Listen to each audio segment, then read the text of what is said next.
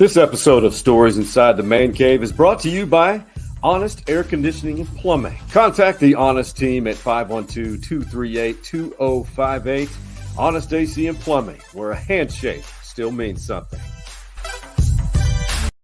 Maalik Murphy will receive his first start as QB1 for the Texas Longhorns, and sign stealing. It's really not a story. Let's talk about it.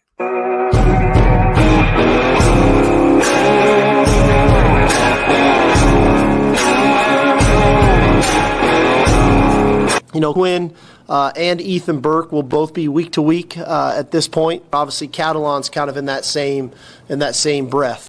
Reached a part of the season where I would venture to say, the majority of, I guess you could say, college football programs are dealing with injuries. It is very common.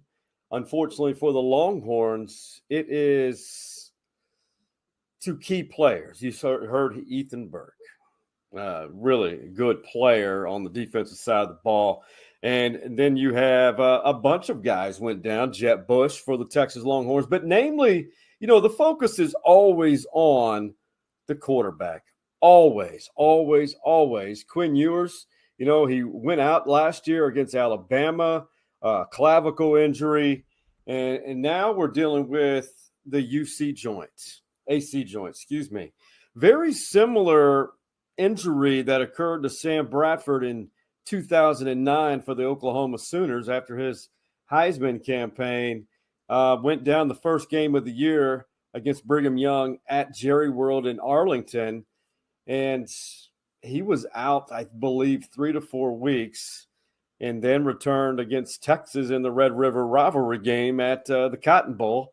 And just like that, Aaron Williams, cornerback blitz, blasted Sam Bradford and re-injured Bradford. He was done for the year, and that was it. This is Steve Sarkisian talking about now as having to dip into that perceived best quarterback room depth, perhaps, in the country.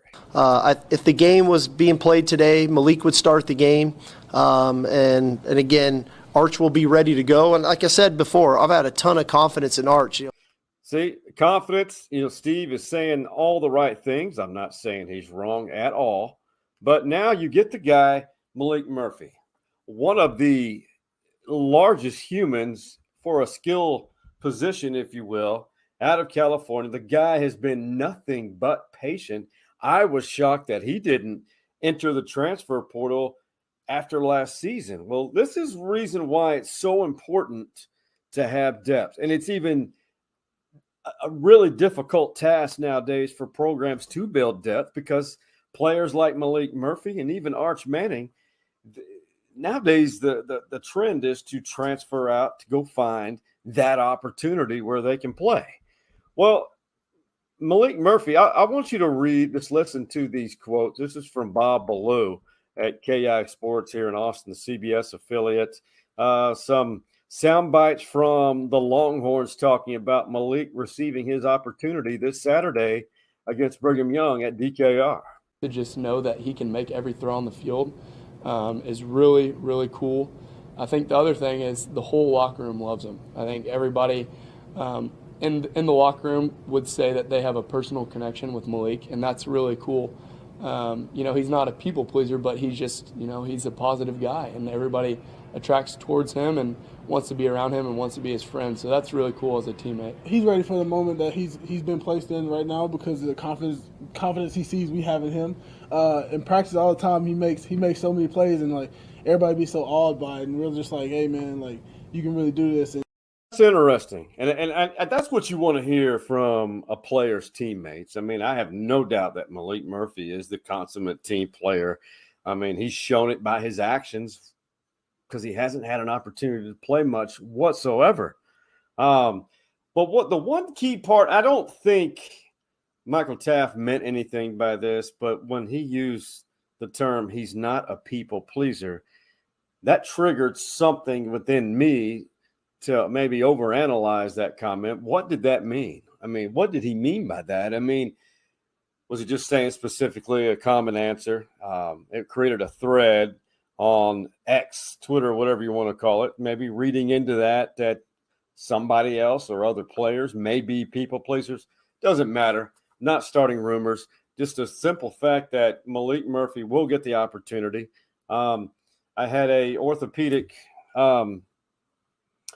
surgeon friend of mine that I asked him about this injury because I had witnessed it with Sam Bradford, and to which he said, he and his family being Longhorn UT alums, or fans, saying this may have been the last time we see Quinn Ewers in a Longhorn uniform. I think that's kind of was a bit extreme. I would say 3 to 4 weeks, Quinn will be back. Now, the sign stealing debacle is a story that has really picked up momentum this week. And I'd like to just nip that in the bud, but it's simply saying it's not a story. It's not a story. And it's kind of relative to the Houston Astros.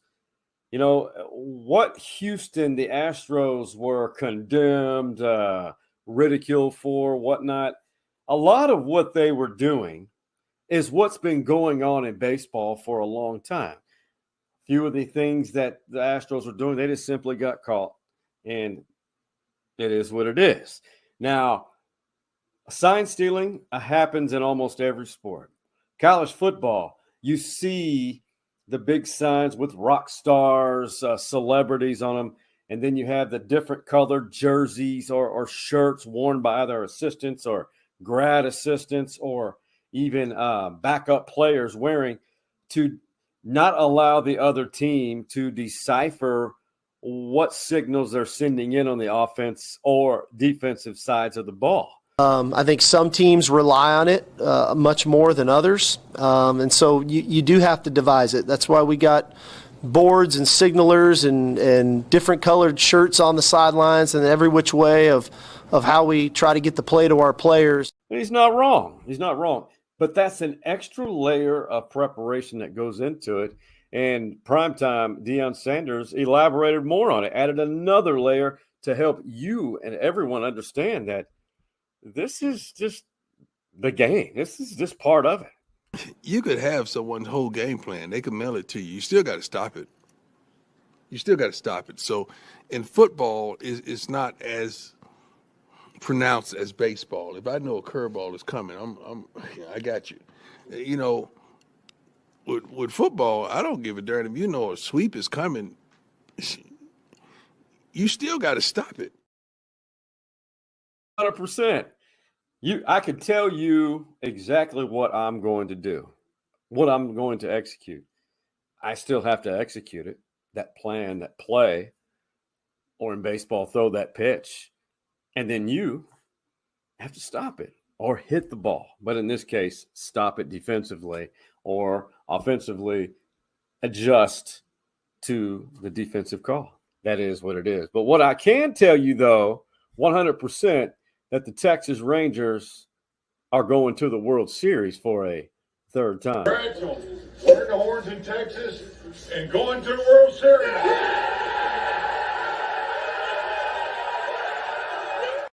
Simply beautiful, and I'm going to be very biased here. I'm a Rangers fan. It's been hard for a long time, very long time, to be a Rangers fan, but love them. Of course, I'm going to be self-indulgent here. That's me. Right after the Atlantis hat, it's been hard being a Rangers fan, but being loyal and to beat the in-state rival Houston Astros. Tip the cap to the Astros. That franchise is far from done over the last 7 years. You know, to win 2 World Series, 7 consecutive American League Championships series, that is amazing. Amazing run by that organization. Big shout out to Honest AC and Plumbing and all of our lovely family of sponsors for stories inside the man cave. And go out and enjoy your evening. And always know that when in doubt, it's always better to talk about it.